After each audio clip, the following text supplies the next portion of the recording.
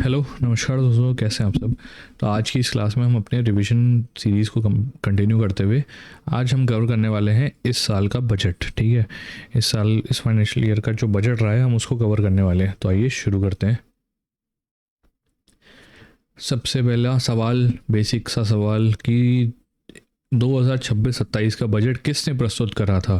ठीक है, तो एक चीज़ यहाँ नोट कर लीजिएगा, साल इसमें लिखा हुआ है 26-27। क्यों? क्योंकि बजट जो होता है हम आने वाले साल का बनाते हैं। ठीक है, अभी 26-27 आने वाला है तो इसका बजट है। ठीक है, ऐसे ही एक आता है इकोनॉमिक सर्वे, आता है बजट से एक दिन पहले। वो हम पिछले साल का जितना भी हमारा आउटपुट रहा है उसकी एक रिपोर्ट होती है, तो वो आता है प्रीवियस फाइनेंशियल ईयर का। ठीक है, तो वो आएगा 25-26 का, है ना। तो हमेशा एक बजट जो होता है वो आगे के फाइनेंशियल ईयर का होता है और इकोनॉमिक सर्वे पिछले फाइनेंशियल ईयर का होता है। ठीक, तो यहाँ पे हमसे पूछा गया है 26-27 का बजट किसने प्रस्तुत किया था। तो इस बजट को जो है, या बजट हो या इकोनॉमिक सर्वे हो, प्रस्तुत कौन करता है? वो करते हैं वित्त मंत्री। ठीक है, तो हमारे वित्त मंत्री अभी कौन है? निर्मला सीतारमन जी। तो आंसर हो जाएगा ऑप्शन बी, निर्मला सीतारमन। वित्त वर्ष 26-27 के लिए राजकोषीय घाटा लक्ष्य क्या है? फिस्कल डेफिसिट जो कहते हैं, फिस्कल डेफिसिट का टारगेट कितना रखा गया है इस फाइनेंशियल ईयर के? तो वो रखा गया है 4.3%। आंसर हो जाएगा 4.3%। पूंजीगत व्यय मतलब कैपिटल एक्सपेंडिचर लगभग कितना होगा, है ना, कितना है? ठीक है, तो ये जो है पूंजीगत व्यय, उसमें वृद्धि हुई है। ठीक है, इंफ्रास्ट्रक्चर और विकास को बढ़ावा देने के लिए इसको अब कर दिया गया है 12.2 लाख करोड़। आंसर हो जाएगा ऑप्शन सी, 12.2 लाख करोड़। आयकर छूट किस आय तक दी गई है? आयकर छूट जो है वो किस आय तक दी गई है? वो दी गई है 1275 तक। ठीक है, आंसर हो जाएगा ऑप्शन सी, 1275 तक। कंफ्यूज नहीं होना है, ऐसे नहीं 12 लाख मार्क करके आ जाओ। ठीक है, 12 लाख गलत हो जाएगा, 1275 है। 12 लाख तो आपका इनकम है, उसके बाद आपको 75,000 का एक स्टैंडर्ड डिडक्शन मिल जाता है। ठीक है, तो नेट जो आप टैक्स फ्री इनकम हो जाती है ना, वो आपकी हो जाती है 12.75 लाख। इंडिया सेमीकंडक्टर मिशन 2.0 किससे संबंधित है? ठीक है, तो इसका संबंध किस चीज़ से है? तो इसका संबंध है इलेक्ट्रॉनिक्स के मैन्युफैक्चरिंग से। ठीक है, आंसर हो जाएगा ऑप्शन बी, इलेक्ट्रॉनिक्स मैन्युफैक्चरिंग। इसमें हमें आत्मनिर्भर बनना है उससे इसका। ठीक है, ये मकसद है इस मिशन का। कितने हाई स्पीड रेल कॉरिडोर घोषित किए गए हैं? तो इस बार कितने हाई स्पीड रेल कॉरिडोर घोषित हुए हैं? तो इस बार घोषित हुए हैं 7। आंसर हो जाएगा option C, 7। SME growth fund की राशि कितनी है? तो एसएमई ग्रोथ फंड जो है, जैसा कि आपको पता है, सरकार का जो मेन टारगेट है अभी वो एमएसएमई सेक्टर है। ठीक है, तो उसमें जो इस बार एसएमई ग्रोथ फंड का टारगेट तय किया गया है वो है 10,000 करोड़। आंसर हो जाएगा ऑप्शन सी, 10,000 करोड़। कृषि क्षेत्र के लिए आवंटन लगभग कितना हुआ है? ठीक है, तो कृषि क्षेत्र का जो आवंटन है उसको इस बार प्राथमिकता दी गई है सरकार द्वारा, और इस बार का आवंटन है 1.63 लाख करोड़। आंसर हो जाएगा ऑप्शन सी, 1.63 लाख करोड़। नए राष्ट्रीय जल मार्गों की संख्या कितनी है? ठीक है, कितने नेशनल वाटरवेज इस बार प्रपोज किए गए हैं? तो 20 नेशनल जलमार्ग, राष्ट्रीय जलमार्ग प्रपोज किए गए हैं। किस क्षेत्र को विकास का पहला इंजन कहा गया है? ठीक है, कौन सा सेक्टर है जिसको फर्स्ट इंजन ऑफ डेवलपमेंट कहा गया है? तो वो कहा गया है एग्रीकल्चर को। आंसर हो जाएगा ऑप्शन बी, एग्रीकल्चर। 2030 तक ऋण बाय जीडीपी का लक्ष्य क्या है? ठीक है, एक डेट टू जीडीपी का रेशियो होता है ना, उसका 2030 का टारगेट क्या रखा है इस बार? तो वो रखा है 50%। आंसर हो जाएगा ऑप्शन बी, 50%। चैंपियन एसएमईज किस क्षेत्र से संबंधित है? ठीक है, नाम से ही पता पड़ रहा है, चैंपियन एसएमईज किससे संबंधित होंगे? एमएसएमई से। आंसर हो जाएगा ऑप्शन बी, एमएसएमई। प्रभावी पूंजीगत व्यय लगभग कितना है, ठीक है। इफेक्टिव कैपिटल एक्सपेंडिचर जो है वो कितना रहा है, तो वो रहा है 4.4% ऑफ जीडीपी। आंसर हो जाएगा option B, 4.4% of GDP. Budget किस विकास मॉडल पर जोर देता है, ठीक है। तो बजट किस विकास मॉडल पर जोर दे रहा है, वो दे रहा है विनिर्माण, ठीक है, विनिर्माण आधार पे हो जाएगा मैन्युफैक्चरिंग लेड। आंसर हो जाएगा ऑप्शन सी, मैन्युफैक्चरिंग लेड।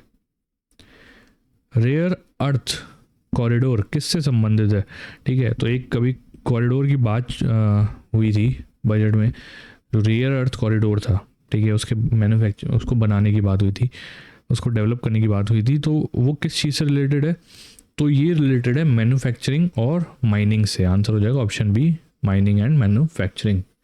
जो रेयर अर्थ मेटल होते हैं ना, उससे रिलेटेड है ये। एमएसएमई के लिए वित्तीय सहायता योजना कौन सी है, ठीक है। तो एमएसएमई के लिए जो वित्तीय सहायता, फाइनेंशियल सपोर्ट जो होता है ना, फंडिंग, वो योजना का क्या नाम है, तो उसका नाम है एसएमई ग्रोथ फंड। आंसर हो जाएगा option B, SME growth fund. किस टैक्स को 2% किया गया है, ठीक है। तो हाल ही में एक टैक्स लगता है टीसीएस। जब आप विदेश घूमने जाते हैं ना, तो आपको ये टैक्स भरना पड़ता है, ठीक है। टैक्स कलेक्टेड एट सोर्स इसका फुल फॉर्म है। तो उसको अब घटाकर 2% कर दिया गया है, ठीक है। तो ये याद लीजिएगा, टीसीएस इस बार घट के 2% रह गया है। बजट किस पर केंद्रित था, ठीक है। बजट में जो है उसमें मेन फोकस क्या रहा था इस बार, तो इस बार जो था उसका लक्ष्य बजट का 2 चीज़ें थी। एक था ग्रोथ और था वित्तीय अनुशासन। ग्रोथ और फिस्कल डिसिप्लिन। आंसर हो जाएगा ऑप्शन बी, ग्रोथ और फिस्कल डिसिप्लिन। जीडीपी वृद्धि अनुमान क्या रहा है इस बार, ठीक है। 2026 फाइनेंशियल ईयर 26 के लिए जो है जीडीपी का ग्रोथ एस्टिमेट क्या है, वो रहा है 7.4%। आंसर हो जाएगा ऑप्शन सी, 7.4%।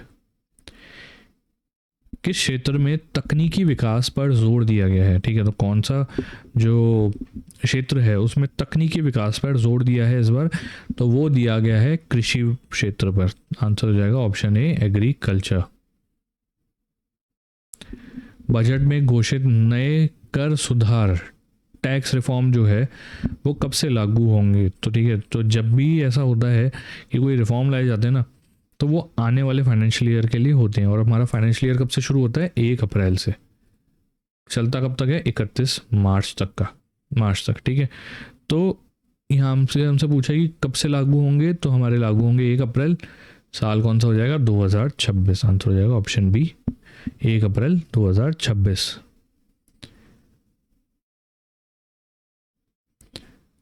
बजट का विजन किस अवधारणा पर आधारित है, ठीक है। बजट का विजन किस कॉन्सेप्ट पर आधारित है इस बार, तो वो है इंफ्रास्ट्रक्चर, विकसित भारत पर। आंसर हो जाएगा ऑप्शन बी, विकसित भारत। देखिए, इंफ्रास्ट्रक्चर तो मेन इस बार प्राथमिकता थी हमारी, ठीक है। इस बार जो बजट था उसमें इंफ्रास्ट्रक्चर को डेवलप करने की वो हमारी प्राथमिकता थी, पर जो मेन फोकस रहा है विजन, वो था विकसित भारत का। बजट में किस क्षेत्र को सर्वोच्च प्राथमिकता दी गई है, तो जैसा कि मैंने बताया इस बार इंफ्रास्ट्रक्चर को सबसे अधिक प्राथमिकता दी गई है। तो आंसर हो जाएगा ऑप्शन बी, इंफ्रास्ट्रक्चर। बजट के अनुसार आर्थिक विकास का प्रमुख चालक क्या है, ठीक है। तो प्रमुख जो कहते हैं ना ड्राइवर, मुख्य मेन ड्राइवर हमारी इकोनॉमिक ग्रोथ का, वो क्या है, तो वो है डोमेस्टिक डिमांड। घरेलू मांग जो है वो है मुख्य आधार। आंसर हो जाएगा option B, domestic demand. Budget 2026 में किस उभरते क्षेत्र पर ध्यान दिया गया है, ठीक है। तो इस बार जो सेक्टर है, उभरता सेक्टर जो है इस बार का, वो रहा है बायो फार्मा। आंसर हो जाएगा ऑप्शन बी, बायो फार्मा।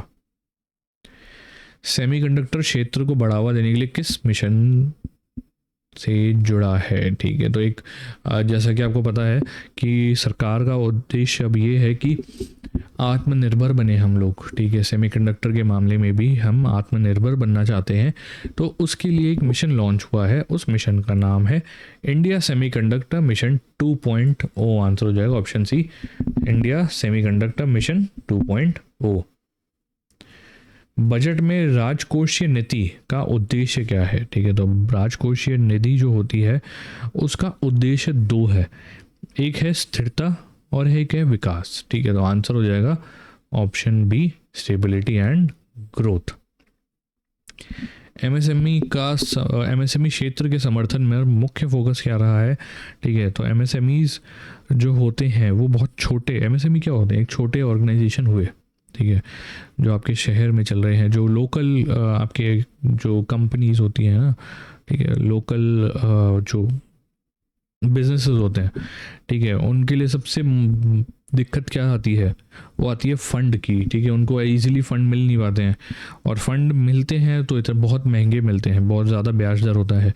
तो इसलिए उनको समर्थन देने के लिए मुख्य फोकस रहा गया है सस्ते ऋण पे। ठीक है, सस्ते ऋण उनको उपलब्ध कराने ही मुख्य लक्ष्य है। तो आंसर हो जाएगा ऑप्शन बी, क्रेडिट एक्सेस। कर अनुपालन में सुधार कैसे किया गया है? ठीक है, तो कर अनुपालन में सुधार किन कारणों से लाया गया है? तो कर प्रणाली को आसान बनाकर। ठीक है, तो आंसर हो जाएगा ऑप्शन बी, सिंप्लीफिकेशन। बजट में रेलवे विकास का मुख्य फोकस क्या रहा है? तो बजट में जो रेलवे विकास का मुख्य फोकस रहा है वो रहा है हाई स्पीड कॉरिडोर। आंसर हो जाएगा option B, high speed corridor. नए राष्ट्रीय जलमार्गों की संख्या कितनी है? तो ये मैंने अभी बताया आपको, इस बार जो राष्ट्रीय जलमार्ग हैं उनकी संख्या रहेगी 20। ठीक है, तो वो आंसर हो जाएगा ऑप्शन सी, 20।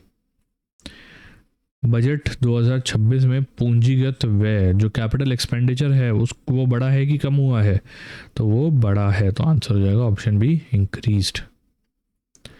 सरकार का सार्वजनिक ऋण पर रुख क्या रहा है? ठीक है, तो सार्वजनिक ऋण जो होता है गवर्नमेंट का स्टैंड पब्लिक डेट पर, वो रिड्यूस हुआ है। तो आंसर हो जाएगा ऑप्शन बी, रिड्यूस। बजट में किसे बढ़ावा देने के उपाय शामिल हैं? तो इस बार बजट में एक्सपोर्ट को बढ़ावा देने के उपाय शामिल किए गए हैं। तो आंसर हो जाएगा ऑप्शन बी, एक्सपोर्ट।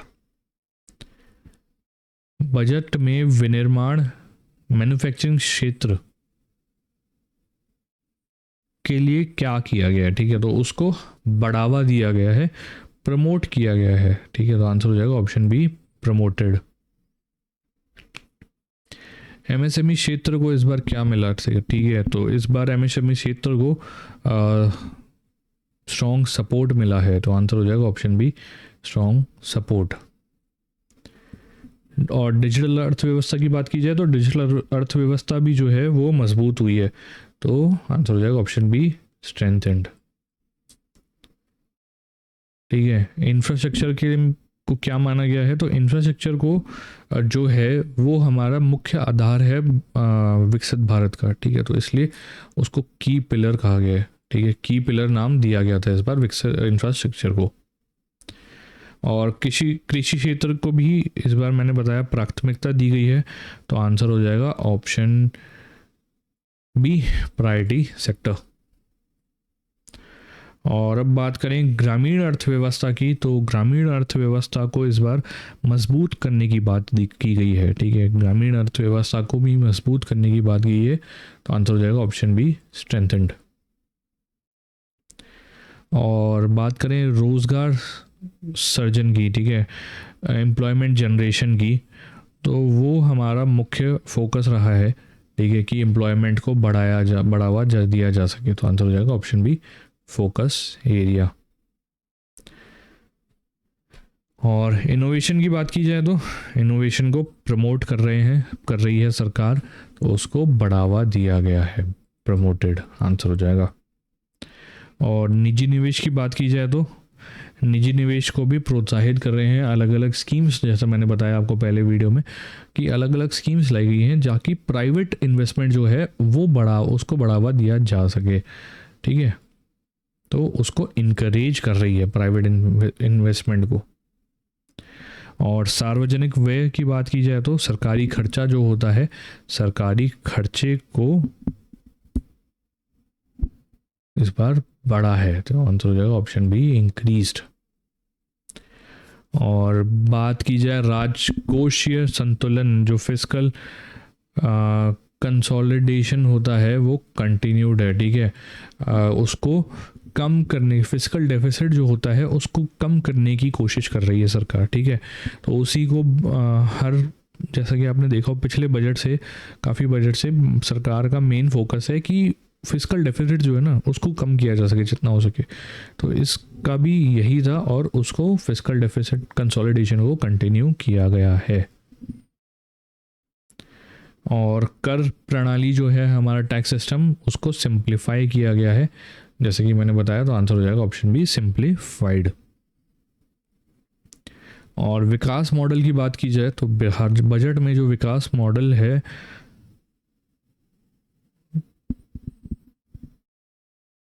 ठीक है, बजट में जो विकास मॉडल है वो उसको अपनाया गया है, तो इंक्लूसिव हो जाएगा आंसर। और बजट का जो दृष्टिकोण होता है, दृष्टिकोण हमेशा बजट का लॉन्ग टर्म का होता है, ठीक है, शॉर्ट टर्म का नहीं होता, लंबे समय तक का बजट होता है। जैसे देखा आपने 2030 का भी टारगेट दिया गया है ना, डेट टू जीडीपी का जो रेशियो था उसका 2030 का टारगेट दिया गया है, ठीक है। तो हमारा लॉन्ग टर्म विजन होता है बजट में हमेशा। और आर्थिक स्थिरता कोष का उद्देश्य क्या है? तो आर्थिक स्थिरता कोष का उद्देश्य रहा है इकोनॉमिक स्टेबिलिटी, ठीक है। आंसर हो जाएगा ऑप्शन बी, इकोनॉमिक स्टेबिलिटी। चलिए आज की क्लास में इतना ही, उम्मीद करता हूँ सेशन पसंद आया होगा। कोई भी डाउट हो कमेंट सेक्शन में ज़रूर बता दीजिएगा और चैनल को सब्सक्राइब कर लीजिए ताकि आगे ऐसे इन्फॉर्मेटिव वीडियोस आप तक पहुँच सकें। तब तक के लिए मिलते हैं अगली क्लास में, बाय बाय।